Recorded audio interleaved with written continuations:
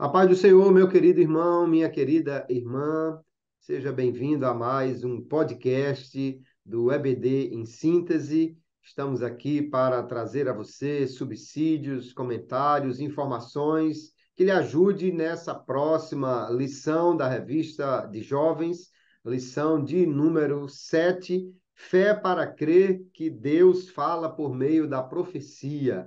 Este podcast é produzido pelo DENEC, o Departamento de Ensino e Educação Cristã, e nós estamos aqui, a equipe de Ceará Mirim, pastor Abdênigo Xavier, supervisor do campo eclesiástico aqui de Ceará Mirim, e juntamente com ele aqui o pastor Kleber Maia, e vamos trazer essa lição que é tão preciosa, mas que, como toda lição, precisa ter algum entendimento, né, para melhor ser trazida aos nossos alunos.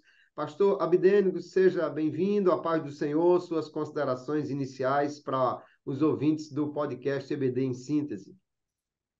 Pai do Senhor, pastor Kleber Maia, Pai do Senhor, nossos queridos professores, especificamente da classe dos jovens, graças a Deus, mais uma vez aqui com vocês, com essa missão de poder contribuir de alguma forma com o ensino, algo tão precioso e necessário.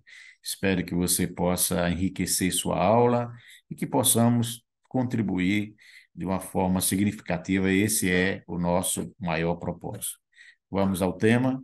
Tem muita coisa interessante. Eu tenho feito algumas observações ao longo desse trimestre, porque essa revista ela vem num momento muito interessante, né?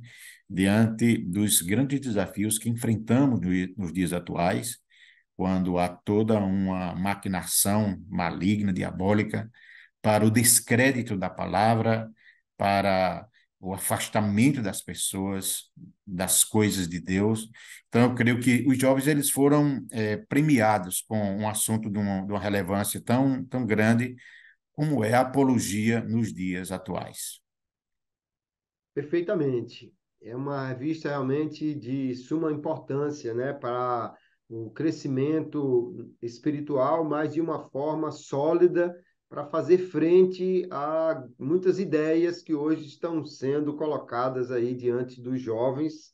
E a questão que permeia a lição de hoje é que nós podemos crer que Deus ele fala, né? A primeira questão, acho que é entender isso. Nosso Deus não é um Deus que é mudo, não é um Deus morto, é um Deus que fala, mas ele fala por meio de pessoas, por meio de profetas, né? E antes que a gente fale sobre o profetismo, né? A lição começa perguntando sobre o profetismo, mas eu acho que antes de falar do profetismo, a gente precisa pensar o que é um profeta, né? Saber o que significa ser um profeta.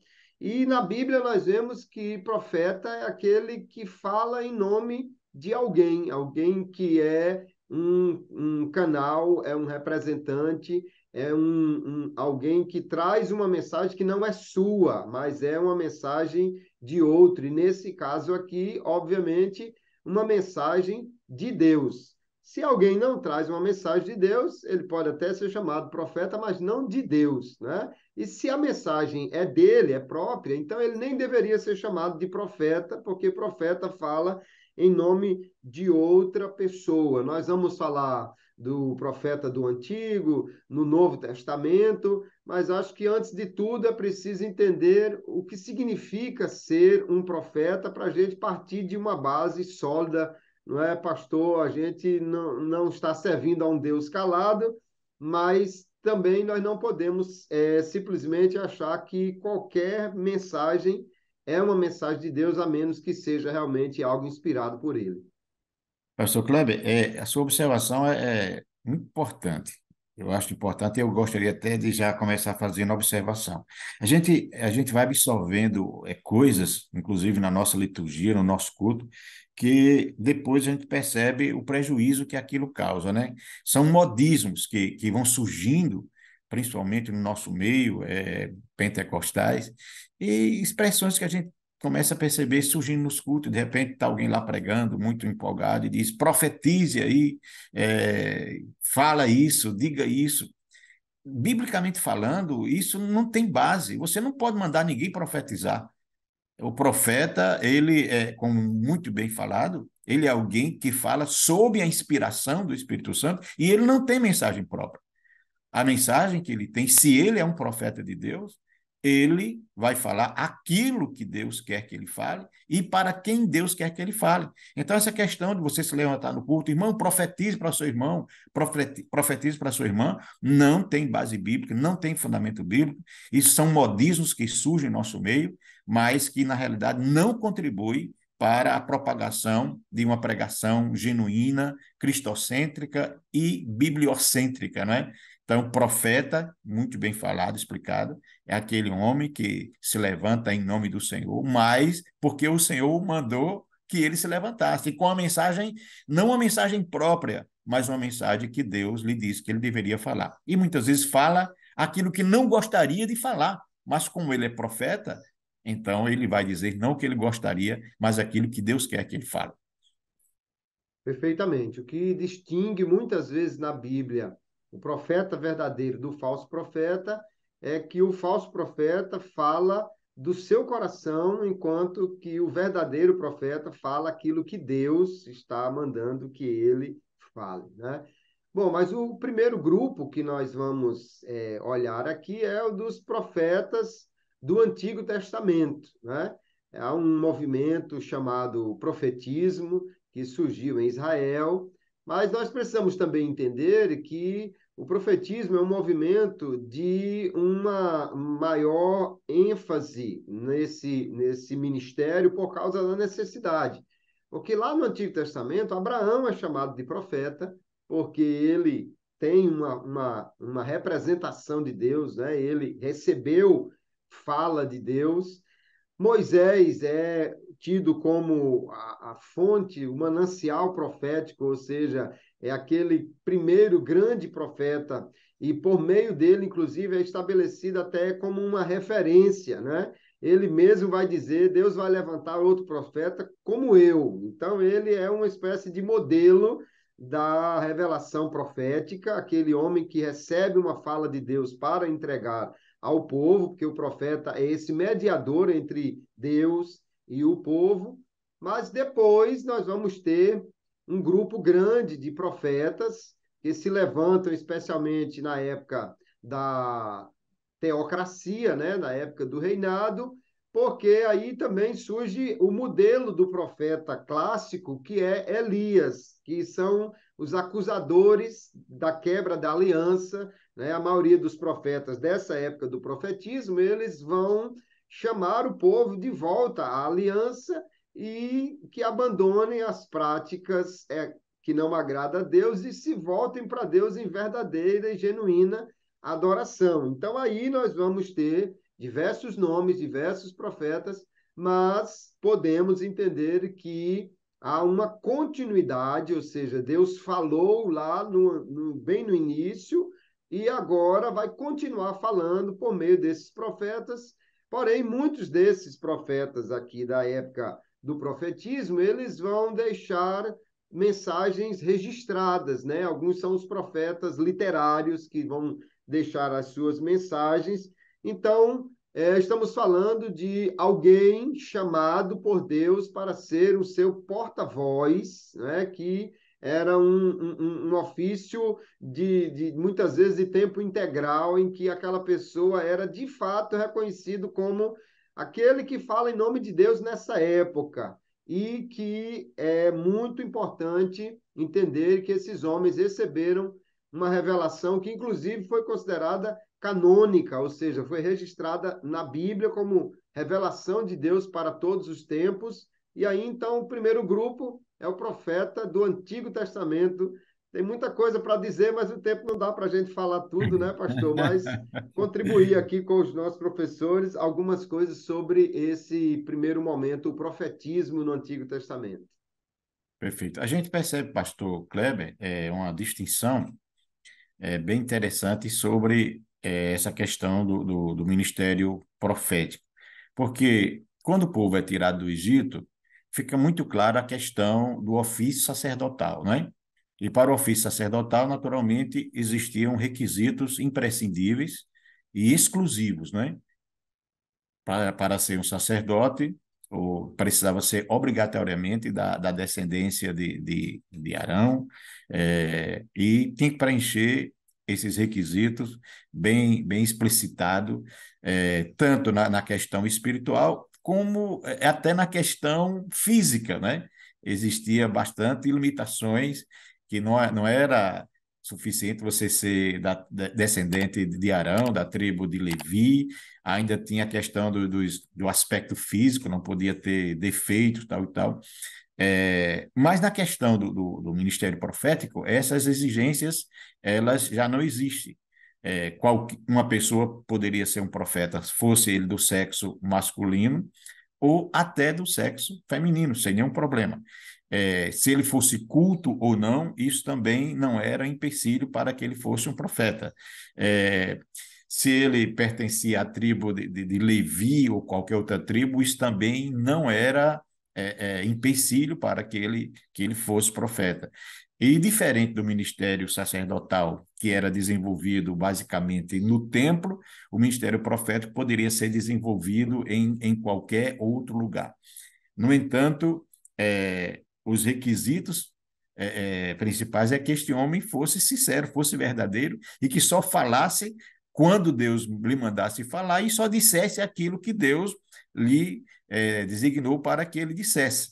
E vem justamente, e esse movimento surge, numa época bastante crítica. A gente percebe que os grandes profetas foram levantados por Deus numa época justamente em que o povo estava caminhando numa direção totalmente oposta àquilo que Deus havia determinado para que eles assim o fizessem. E não eram populares, como muitos profetas hoje são, né? Eram homens que eram temidos, eram pessoas assim que, na sua grande parte, estavam, parece que, bem distante do povo. Eram pessoas assim que tinha muitas vezes um estereotipo que foge totalmente a qualquer alusão que você possa fazer a alguns pseudos profetas que têm se levantado nos dias atuais. E uma questão interessante é que, às vezes, o profeta do Antigo Testamento ele era chamado também de vidente, porque ele tanto tinha a mensagem de Deus no sentido de chamar a correção, orientar, como também ele fazia predições, ele trazia revelações de algo que estava acontecendo ou que iria a acontecer, né? Muitos profetas vão anunciar coisas que vão acontecer somente no futuro, inclusive muitos deles com mensagens proféticas para um futuro bem distante, né? Para se cumprir por meio da encarnação de Cristo e outras questões que realmente nós vamos ver. Por exemplo, o profeta Daniel anuncia praticamente toda a história que viria depois dele até o Apocalipse, né?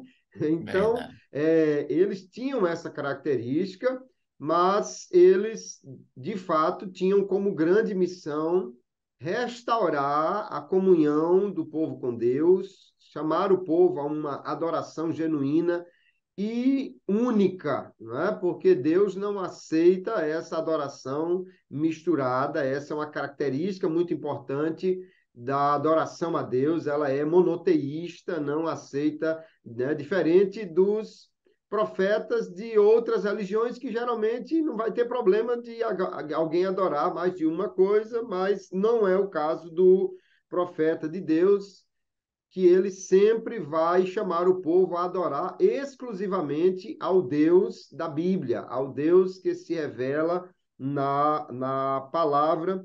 E uma coisa que é importante destacar aqui, nós já havíamos conversado em off sobre isso, é que Deus, primeiramente, deu a lei por meio de Moisés, né?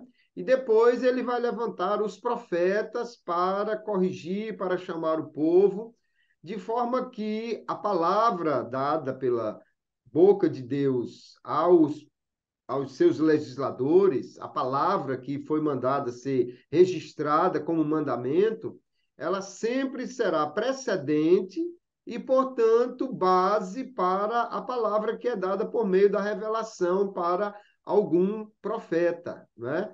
Há uma importância muito grande de se perceber isso para quando falamos de toda e qualquer profecia, inclusive a do Antigo Testamento, né? A palavra dita pelo profeta, ela deveria obrigatoriamente estar em consonância com aquilo que Deus já havia falado.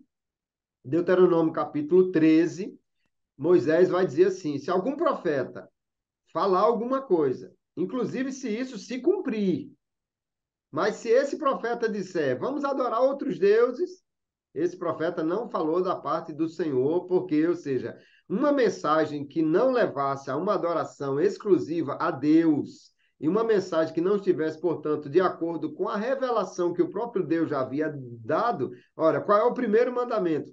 Você não pode ter outro Deus, porque eu sou o único Deus verdadeiro.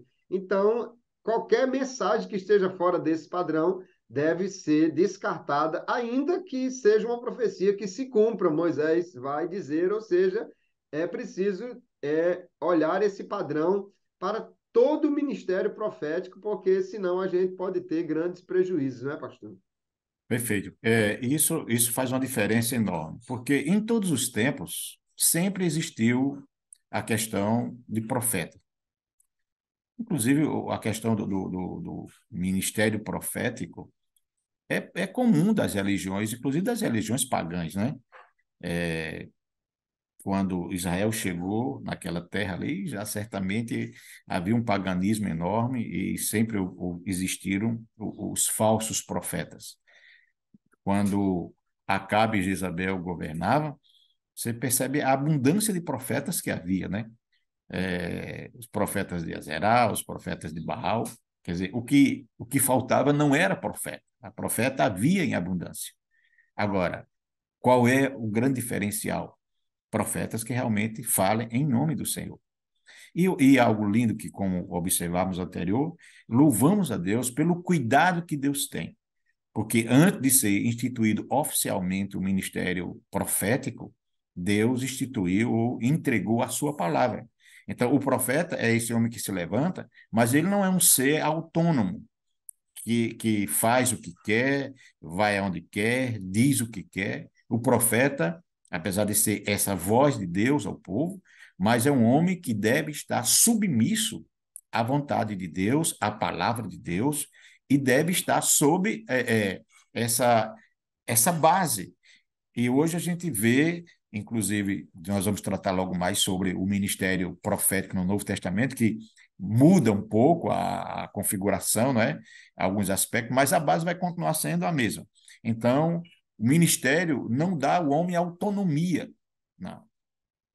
O profeta, como qualquer outra pessoa, continua sendo servo. Ele pode fazer fogo descer dos céus, Deus pode fazer coisas extraordinárias através dele, mas ele continua sendo servo, ele continua sendo submisso à palavra de Deus, ao ponto que a gente percebe homens que julgavam, por um momento, até estar sendo usado por Deus para proferir algo extraordinário, como foi o caso do profeta que fala para Davi a respeito da construção do templo, né? E ele entendia que realmente aquele era um projeto de Deus, e ele fala como um profeta, mas depois o Espírito Santo, como se diz, o constrange. Não, eu não mandei você falar isso, eu não mandei você dizer isso, e você vai ter que voltar para desfazer isso, porque Deus se responsabiliza não pelo que nós falamos, não é pela minha palavra que Deus se responsabiliza. Não é pelo fato de alguém ser reconhecido como um profeta que Deus vai simplesmente respaldar tudo que ele fala. Deus se responsabiliza por aquilo que ele fala e por aquilo que ele manda falar. E essa é uma grande distinção entre o verdadeiro profeta e os falsos profetas.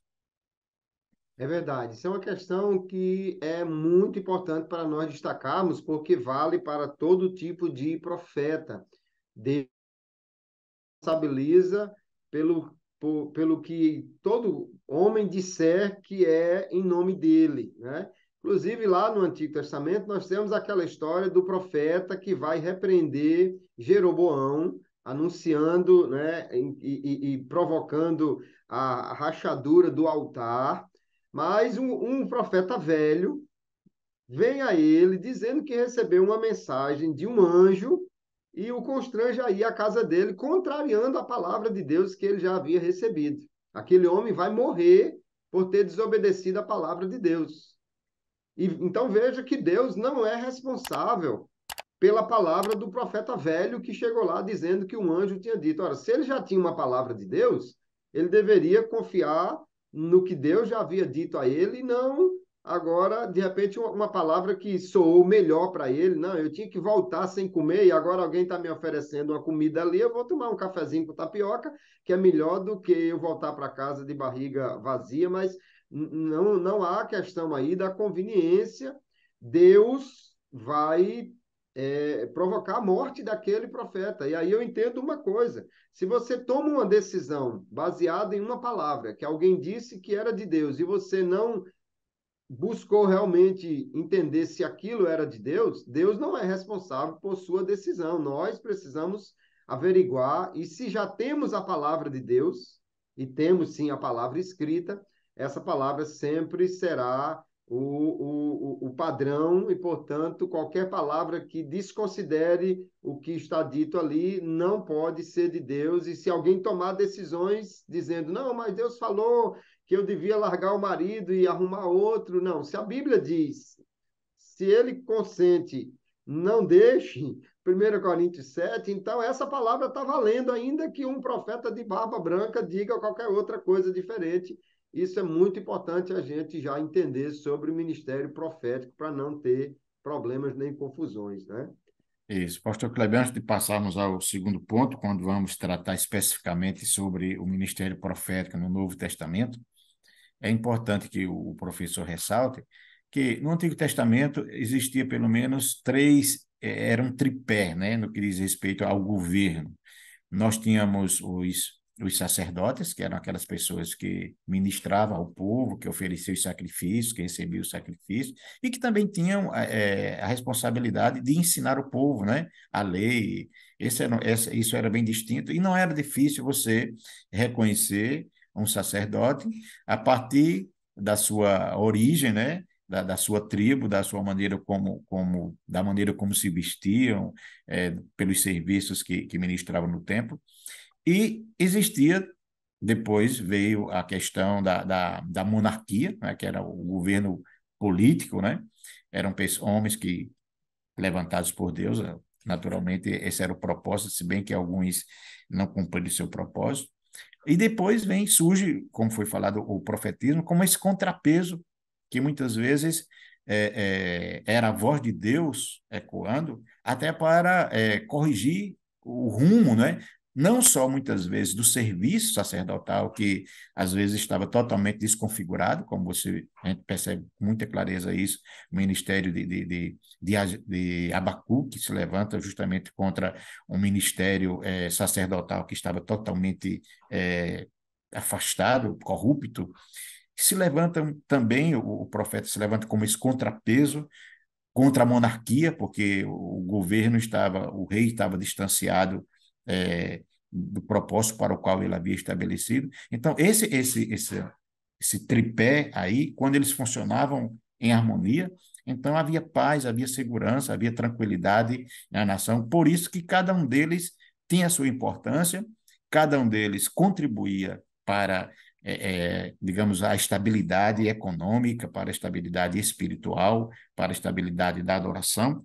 E, dentre os três, esse surge, assim, talvez como um dos trabalhos mais árduos, porque, na realidade, na maioria das vezes, a mensagem deles era uma mensagem de confronto, né? Era uma mensagem, assim, que trazia o povo, ou despertava o povo para voltarem à sua posição da qual eles não deveriam ter saído. Por isso que a gente encontra assim uma certa resistência de algumas pessoas que foram chamadas para o ministério profético, que não era assim uma coisa tão fácil, né? Porque você ia lidar com posicionamentos antagônicos, contrários.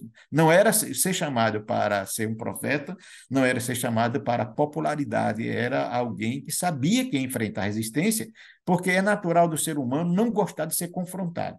As pessoas gostam de elogio, as pessoas gostam de abraço, mas quando você tem que confrontar alguém, então você tem que entender que você vai desempenhar uma missão árdua e que certamente não será de grande popularidade entre as pessoas.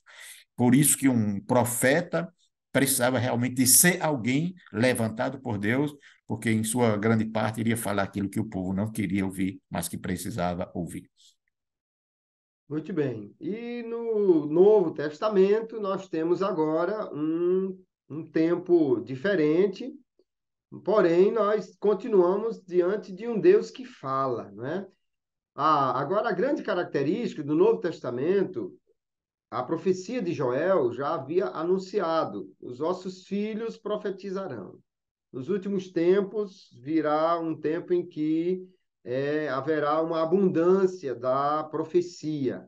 Então, a grande questão, quando chegamos no Novo Testamento, é que, a exemplo do Antigo Testamento, Deus poderia chamar alguém e usá-lo como seu profeta, só que no Novo Testamento isso se torna algo muito mais abundante. Qualquer crente pode ser alguém usado por Deus. Mas, primeiramente, nós vemos que temos o dom de profecia. A lição fala sobre o Senhor Jesus. O Senhor Jesus é muito mais do que um profeta, mas quando falamos de Jesus como profeta, é entender que ele é, de fato, o canal último de Deus, né? Como Hebreus diz, havendo Deus falado pelos profetas, nos últimos tempos falou pelo Filho. Então, alguém reconhecia Jesus só como profeta, mas a Bíblia apresenta Jesus como muito mais do que o profeta, porém vamos dizer assim, o cumprimento da palavra de Moisés que anunciou um profeta que realmente seria semelhante a ele, ou seja, alguém que traria uma palavra muito direta de Deus para o povo. O Senhor Jesus é sempre a referência para nós em tudo, porque é ele que nós devemos imitar, não é? Mas nós vamos encontrar no Novo Testamento também o dom de profecia, né? Deus concede a alguém uma fala inspirada, né? Uma mensagem para ser entregue, que é chamado o dom de profecia. Agora, a primeira coisa que eu quero destacar, antes de passar para o senhor falar, pastor Abdênico, é que em 1 Coríntios 12, 7, Paulo diz assim: a manifestação do Espírito é dada a cada um. Então, o que caracteriza o dom de profecia, diferentemente lá do profeta do Antigo Testamento e do ofício que nós vamos falar depois, é essa manifestação do Espírito, ou seja, é uma fala inspirada para aquele momento. Não significa que aquela pessoa sempre terá qualquer revelação de Deus, mas que naquele momento a manifestação do Espírito na sua vida lhe deu uma palavra inspirada que nós chamamos de dom de profecia. Então ele tem essa característica que não é perene, mas é esporádica de acordo com a vontade do Espírito. Não é somente que ele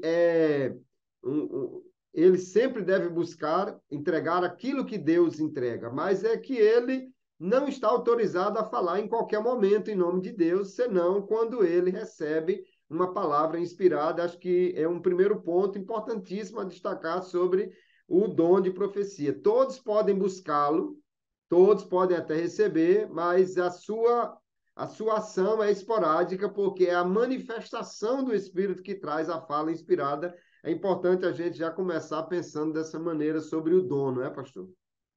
Perfeito. Pastor Kleber, temos muita coisa para falar sobre essa questão do ministério profético, aliás, da profecia como um dom, mas eu estava observando uma coisa. Ao mesmo tempo que o dom da profecia ele é dispensado sobre uma maior quantidade de pessoas, e em todas as partes hoje do mundo, porque até então No Antigo Testamento, o ministério profético estava restrito a Israel, né, como nação. Hoje, no Novo Testamento, nós temos o ministério profético de uma forma mais abrangente, que em qualquer parte do mundo, em qualquer país do mundo, onde haja um cristão autêntico, verdadeiro, onde haja uma igreja, Deus pode levantar alguém com ministério profético. Então, nesse aspecto aí, a abrangência é extraordinária. Por outro lado, eu vejo que é um ministério mais restrito, menos abrangente, no que diz respeito àquilo que o profeta vai anunciar. Porque no Antigo Testamento, como o senhor bem falou outrora, o profeta, ele serviu muitas vezes como luz para revelar aquilo, inclusive, que Jesus iria fazer, o tempo que ele haveria de vir, né? É, a questão do ministério de Jesus, da volta de Jesus. Então, era um ministério que apontava, assim, para algo muito extraordinário, muito grande. E foi o farol, muitas vezes, da esperança, inclusive para a própria nação de Israel. Já no Novo Testamento, o ministério profético, ele não tem mais esse propósito. Não precisa, e não há necessidade de um profeta se levantar para acrescentar qualquer coisa a respeito do Messias, a respeito do futuro da igreja, né? Porque isso já foi, no meu entendimento, plenamente falado, abordado. Hoje, o dom da profecia, o ministério profético do Novo Testamento, ele é mais restrito para situações, às vezes pontuais, para problemas que a igreja está enfrentando no atual momento. Muitas vezes traz uma esperança, traz uma luz para um problema pontual, como acontece, inclusive, com o profeta Ágabo, que fala de uma fome que vai vir, tal, tal, que são situações pontuais, mas que no todo, no que diz respeito ao futuro da igreja, isso já está plenamente definido, ninguém pode alterar. O nosso futuro, como cristão, como igreja, já está plenamente. Não há necessidade de uma palavra profética para falar sobre isso, inclusive sobre o futuro de Israel. Isso já está tudo, digamos assim, definido. Então, é aí onde eu vejo um grande diferencial, entre outros que certamente o senhor vai abordar, do profeta do Antigo Testamento para o profeta do Novo Testamento, porque ele vai tratar de assuntos mais pontuais, porque ele não pode nem virar nenhuma palavra para alterar aquilo que já foi determinado, aquilo que já foi dito por Deus, pelos profetas do Antigo Testamento. Perfeitamente. E a palavra de Deus é muito clara quando fala dos propósitos, do dom de profecia, né? O apóstolo Paulo diz lá, 1 Coríntios, que ele é dado para edificar, para consolar, para exortar, ou seja, para trazer ânimo, esperança ao povo. Veja que ele não inclui aí para dar direção, corrigir o futuro, para apontar com quem deve casar, nada disso está nos propósitos da profecia. Ela, na verdade, é uma palavra de Deus para trazer ânimo ao povo, trazer ao povo esperança, trazer ao povo, né, uma mensagem que vá, muitas vezes, pode até ter uma direção pessoal, mas no sentido realmente de trazer esperança, conforto e não é como o profeta no Antigo Testamento que, por exemplo, Saul foi lá no 1 Samuel 9 perguntar a Samuel onde estavam as jumentas perdidas do pai dele. A profecia no Novo Testamento, especialmente no dom de profecia, não tem esse propósito. Não vá ao profeta perguntando se você vai comprar um carro de marca X ou Y, ou coisa parecida, porque o profeta não tem esse tipo de direcionamento no Novo Testamento. Ele vai trazer uma palavra de Deus. E aí é muito importante a gente estar pontuando desde o início. O profeta, ele traz uma fala divinamente inspirada, né? Às vezes eu vejo alguém, por exemplo, está pregando, aí porque ele recebeu ali, porque ele tem ali um entendimento daquela palavra que ele está pregando, ele diz, olha, agora Deus me deu uma mensagem quentinha aqui, e ele faz uma aplicação daquela palavra. Isso não é uma mensagem profética. A mensagem profética não é simplesmente a explicação da palavra. A mensagem realmente profética é uma fala de origem sobrenatural, ou seja, uma palavra revelada de Deus de forma sobrenatural. A interpretação bíblica, ela é necessária, porém, nós não podemos incluir a interpretação nesse quesito da profecia, né, da revelação. E porque a palavra do profeta, ela deve estar submissa à palavra revelada de Deus, então a Bíblia diz que a fala do profeta deve ser julgada, né? Inclusive, o nosso comentarista fala sobre a questão de o dom infalível. Eu prefiro pensar, talvez essa não seja a melhor maneira de dizer, que é falível. Não é, o dom não pode falhar. A questão não está no dom, a questão está em saber se o profeta realmente está sendo usado no dom ou se ele está falando de si mesmo ou de outra fonte. Não, não é a questão de o dom não ser perfeito. O dom de Deus é perfeito. A questão é o profeta realmente está sendo usado no dom ou ele está acrescentando algo por conta própria, porque aí nós precisamos sim julgar a profecia. Essa não é uma sugestão, é um mandamento de Paulo que nós devemos fazer. Por quê? Porque nós temos um padrão que é a palavra escrita, não é, pastor? E nós não podemos fugir disso. Perfeito. Enquanto a profecia do Antigo Testamento, ela, naturalmente, ela vai precisar, em alguns momentos, de interpretação. A profecia do Novo Testamento, ela precisa ser julgada, né? É diferente, né? Então você escuta, ela tem que passar pelos filtros da palavra. Primeiro, para você saber se é a profecia que está em consonância com a palavra, porque Deus não vai utilizar nenhum profeta no Novo Testamento para desfazer aquilo que ele já tinha falado previamente. Segundo, é muito importante esperar o tempo. Eu acho que às vezes nós vivemos numa época de tanta ansiedade que as pessoas, dias passados, alguém ligou aqui para casa e queria falar com a irmã Samira, e a primeira pergunta foi: a irmã Samira profetiza por telefone? Existem aqueles profetas de plantão hoje, né, que as pessoas ligam e dependendo da oferta que você dá, então isso vai avaliar também o tamanho da profecia que você vai receber. É um perigo muito grande quando você entra por este caminho. Eu tenho ouvido por vezes Deus nos falar através de mensagens proféticas, utilizando pessoas. Eu acho que todo crente que realmente pentecostal, que está orando, buscando direcionamento de Deus, não é estranho que alguém se levante em um local, em um culto, e de repente vem, ele entrega uma palavra profética, mas eu entendo o seguinte: você não pode comprar, vender, casar, descasar, simplesmente porque alguém chegou e disse vai acontecer isso, vai fazer isso, Deus vai fazer isso. Se Deus vai fazer, então, se é ele que vai fazer, o que é que eu tenho que fazer? Esperar que ele faça. Você não precisa ajudar a Deus nesse aspecto, forçando, criando situações, maquinando contra pessoas, criando obstáculos.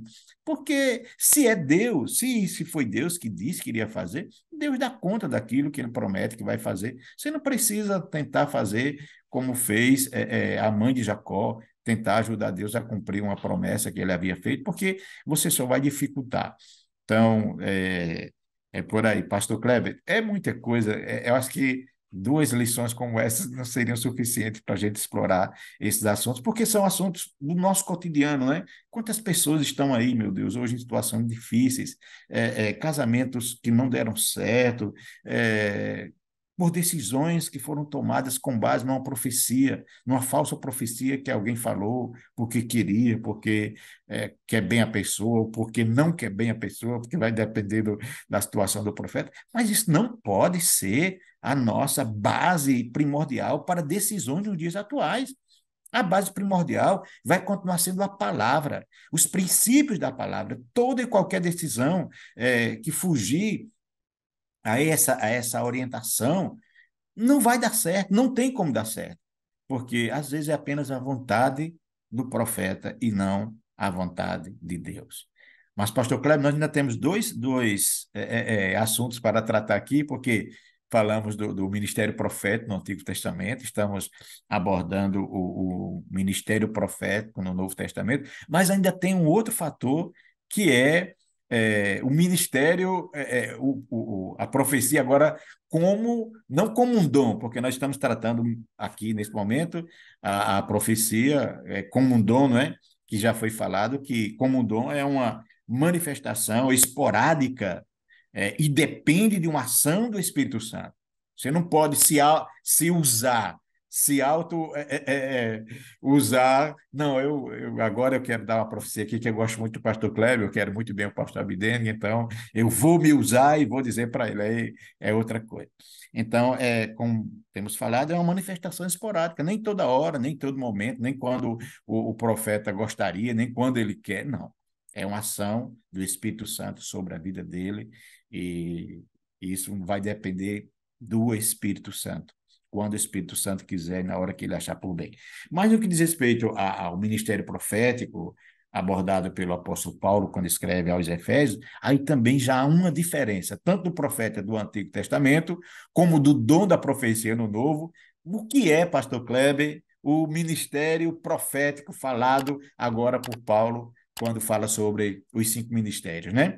Seria o apóstolo, o profeta, o evangelista, o pastor e o mestre. Agora, vamos para essa parte aqui, pastor. Muito bem. Me permita só uma palavrinha muito rápida, fechando essa parte anterior. Alguém recebe uma profecia e o senhor falou muito bem uma coisa: precisa considerar a questão do tempo do cumprimento dessa profecia e entender qual é o propósito da profecia, né? Então, recentemente eu vi alguém entregar uma mensagem profética dizendo a um jovem que ele ia ser pregador do evangelho. Ok. Vamos supor que foi Deus que falou, não estou duvidando em nada.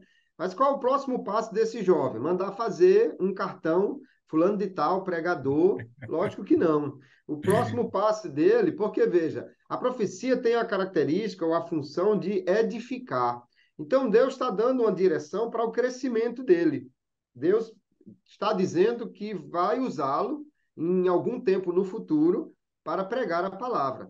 O que esse jovem deve fazer? Se ele não tinha, agora ele deve ter mais vontade de ler a Bíblia, de começar a estudar a Bíblia, né? Fazer um curso de teologia, começar a prestar mais atenção ou pedir uma orientação a alguém sobre isso, porque Deus já disse que no futuro vai usá-lo. Isso pode ser daqui a um ano, ou 10 anos, ou não sei quanto tempo, mas há um direcionamento de Deus. Não é para ele agora já levantar a mão e pedir isso para subir no púlpito e começar a pregar, porque não é isso que a profecia provoca. É uma edificação, né? É uma orientação para o crescimento dele. Se Deus diz a alguém, você vai ser missionário, então o próximo passo é o quê? É você ir lá no local que vende passagem, já providenciar uma passagem de avião para algum lugar? Lógico que não. Próximo passo comece a pensar em estudar idiomas, comece a pensar em estudar sobre a evangelização, sobre missões, porque no futuro você vai ter essa oportunidade. Eu lembro que há muitos anos, quando a igreja de Mossoró enviou uma irmã como missionária para a China, por meio da missão Amém. O diretor da missão Amém veio a Mossoró, eu era muito jovem nessa época, mas ele era um australiano que Deus disse que ele ia para missões. Mas ele disse, do dia que Deus falou comigo até o dia de eu embarcar num avião para vir para o Brasil como missionário, se passaram 10 anos. Então, tem um tempo, né? E é preciso ter cuidado nisso. Bom, mas o senhor Pastor quer falar Kleber, alguma coisa? Vamos direto para não, o... mas eu achei muito importante essa sua observação e que é próprio, né, principalmente do jovem que tem mais empolgação do que experiência, né? E às vezes isso pode acabar frustrando alguém porque entendeu que se Deus falou hoje, amanhã está se cumprindo. Mas muito importante essa questão do direcionamento, porque eu costumo falar uma frase, às vezes, nas reuniões de obreiros, é que se você acredita na colheita, então você tem que preparar os celeiros, né?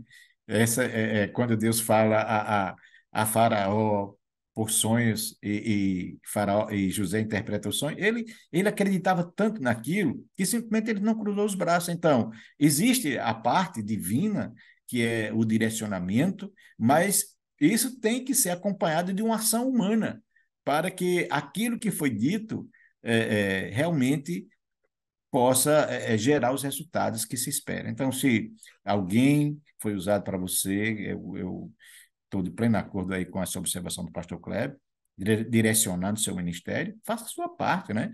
Vá se preparar, vá se cuidar, vá estudar, porque Deus vai utilizar as ferramentas que você tem. Pois bem, pastor Kleber, agora vamos aqui para o ministério profético, né? Não é o dom da profecia, mas o ministério profético nos ensinado pelo apóstolo Paulo quando escreve aos Efésios falando dos dons ministeriais. É verdade.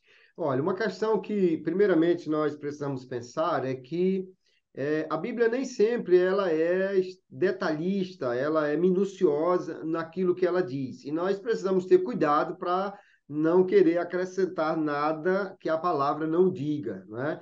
Paulo lista dons lá em 1 Coríntios 12, mas ele não explicita exatamente o que cada dom faz. Então, a gente tem que ter cuidado em não querer, não é?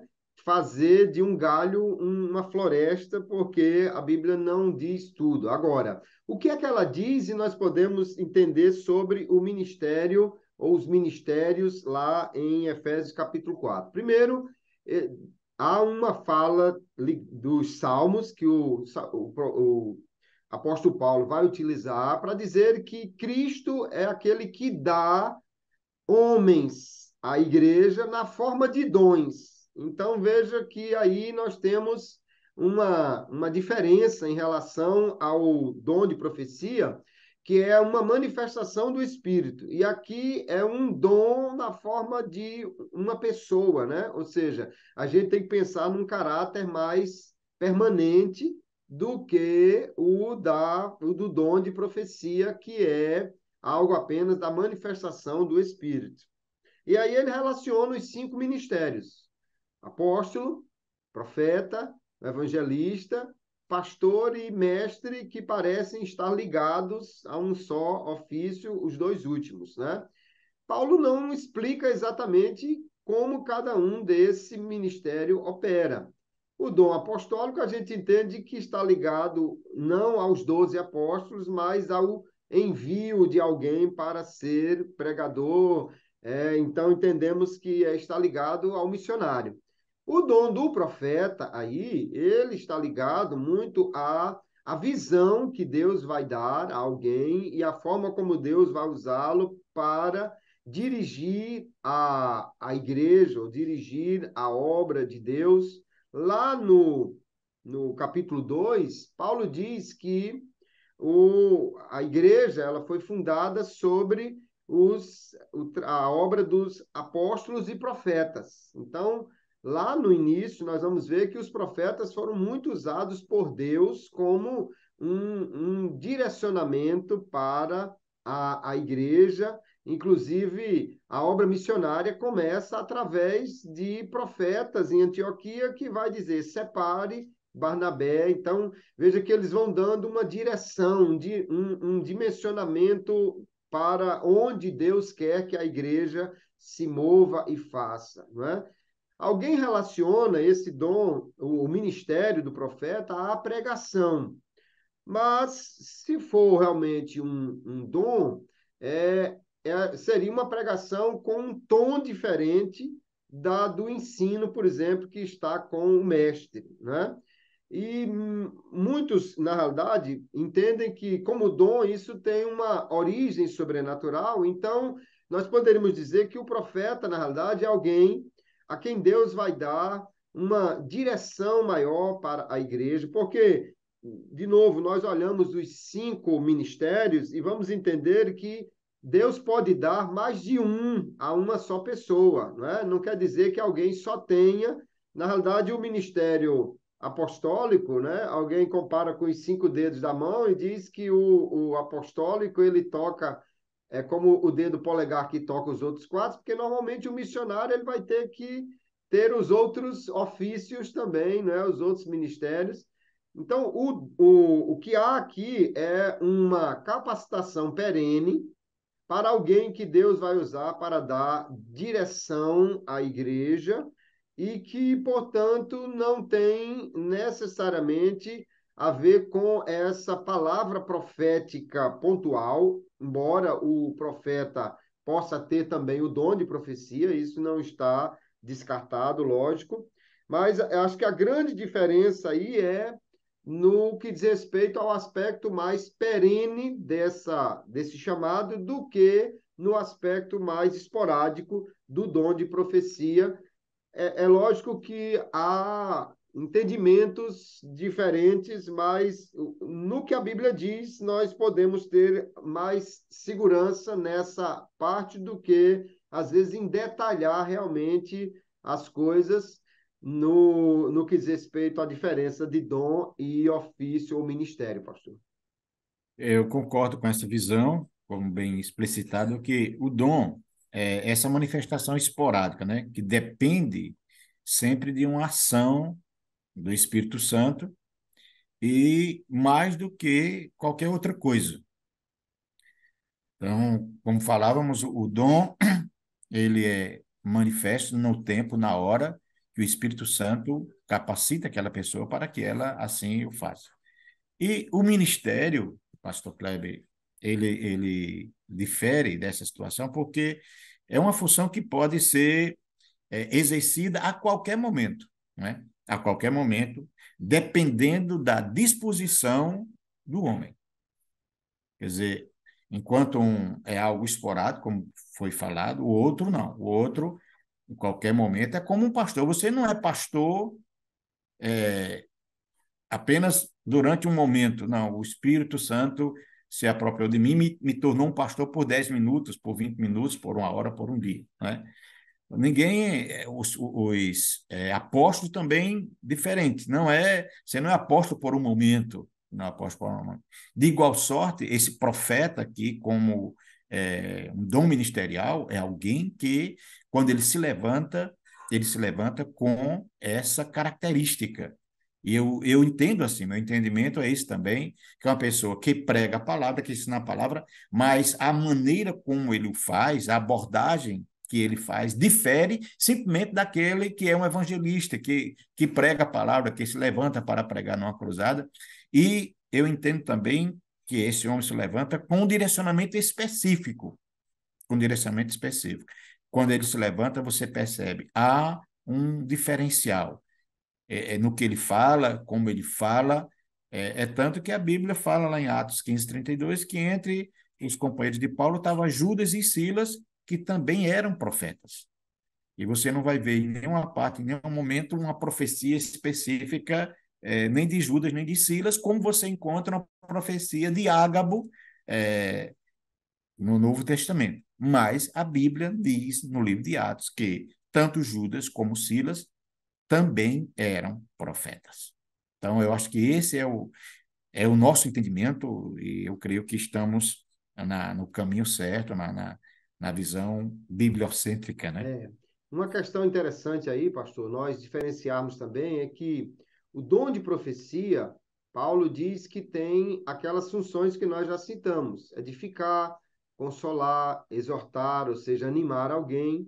Enquanto que os ofícios ou os ministérios, ele diz que eles são dados para capacitar os santos para a obra do ministério. Então veja que há realmente um propósito diferente. Enquanto o dom de profecia ele consola alguém, o ministério profético, ele capacita alguém dando uma direção, uma correção de rumo, ou algo assim muito mais amplo para que ele, segundo a direção que Deus dá para aquele tempo, né? Então, é algo que realmente precisamos entender que tudo isso é válido e necessário para a igreja. E o grande propósito de entender tudo isso é que Deus fala, é que Deus não é um Deus morto, não é um Deus mudo, é um Deus que fala. E ele fala de diferentes maneiras, usando as pessoas, né? O último ponto aí da revista, que não vai dar tempo a gente explicar muita coisa, mas é sobre a interpretação bíblica. E, na realidade, o que eu acho que é muito importante entender é, primeiro, que quando falamos de profecia, estamos falando de algo que Deus fala de uma forma que se entende. Não é como os escritos de Nostradamus, nem é como as profecias que eram só balbúcias de palavras soltas, como os profetas lá do paganismo. Não, Deus fala e fala de uma forma que se entende. Agora, e a melhor maneira de entender isso é realmente entendendo o significado comum das palavras dentro do contexto que está sendo dito, né? Às vezes Deus vai falar por meio de figuras e metáforas e é preciso entender dessa forma, mas sempre buscando entender que aquilo é uma fala que Deus quer que se entenda, e não um mistério para ser revelado somente quando os anjos descerem do céu, porque às vezes alguém, né, por exemplo, pega uma palavra da Bíblia e quer traduzir aquilo de uma forma espiritual, como que houvesse um segredo revelado nas entrelinhas que só aquele profeta recebe naquele momento, e não é essa a forma de nós realmente entendermos a palavra de Deus. Então, Deus fala, mas fala querendo que a gente entenda e não querendo que a gente busque um decifrador de código para poder entender isso. E eu acho que aí a gente consegue, né, mais ou menos, fechar o entendimento da revista sobre essa questão, pastor. Pastor Kleber, é verdade. O tempo realmente não permite, mas seria, pelo menos, importante, eu entendo, que falássemos rapidamente sobre esses dois princípios de interpretação que são os mais comuns, né?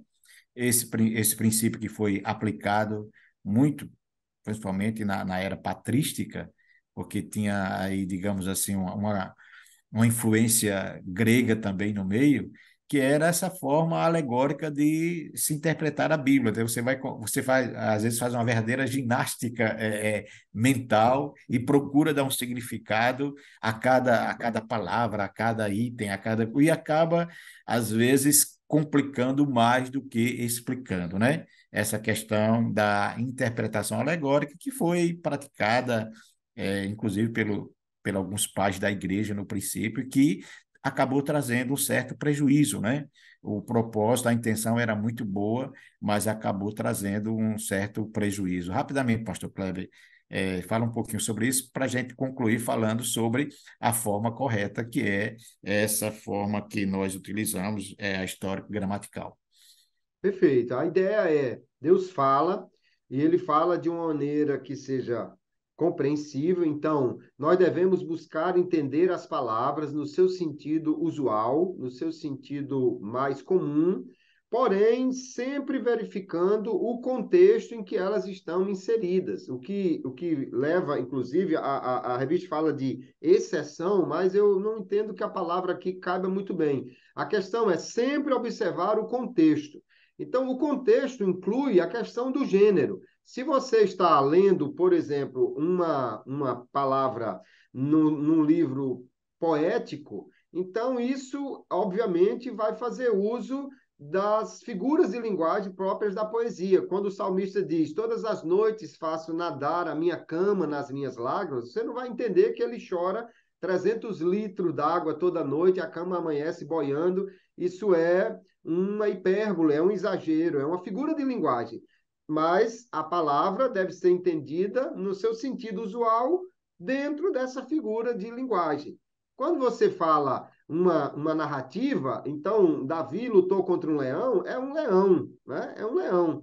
Agora, quando você fala na linguagem, dentro de uma literatura que é apocalíptica, então ela é constituída geralmente por símbolos. Aí já um leão lá pode não ser um leão de quatro patas, né? Ou seja, a ideia é interpretar a Bíblia no sentido comum das palavras, porém observando o seu contexto, o que inclui o gênero que ela está sendo expressa, né? A linguagem humana ali. E o outro grande princípio é que a Bíblia explica a própria Bíblia. Então, o que um texto diz sempre deve ser colocado no contexto maior das Escrituras e não entender isso isoladamente. Por exemplo, alguém lê o texto do voto de Jefté e entende que ele sacrificou a filha a Deus. Bom, mas no geral, a Bíblia coloca primeiro, Deus abomina esse tipo de sacrifício. Isso não foi aceito por Deus.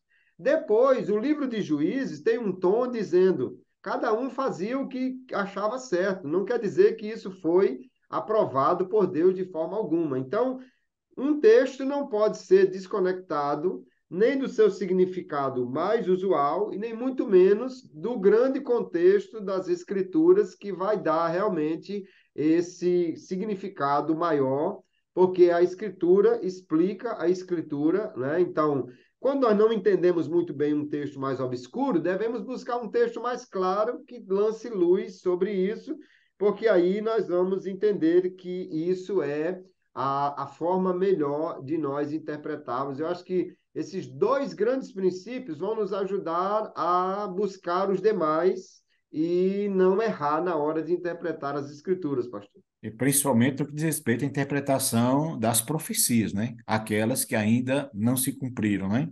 Que algumas pessoas entraram por este caminho e acabaram trazendo prejuízo enorme aos crentes que acreditaram naquela interpretação que ele deu.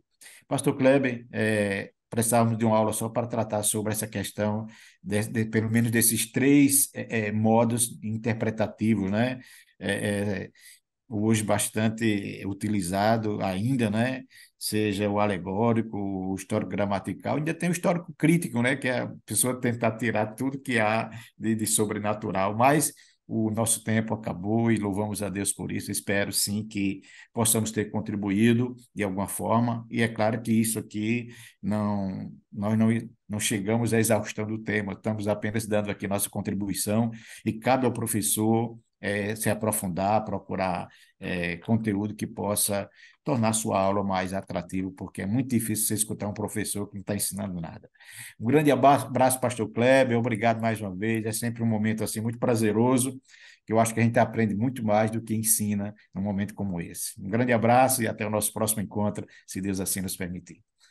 Amém. É sempre um prazer estarmos juntos aqui.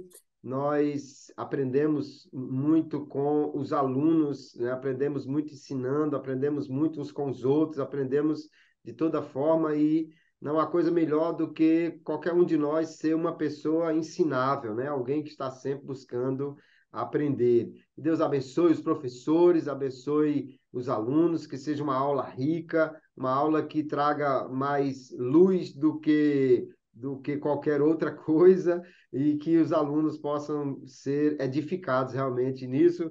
Um grande abraço a todos, que Deus abençoe e até a nossa próxima participação. Pastor Abdengo, um abraço, uma paz do Senhor a todos os irmãos.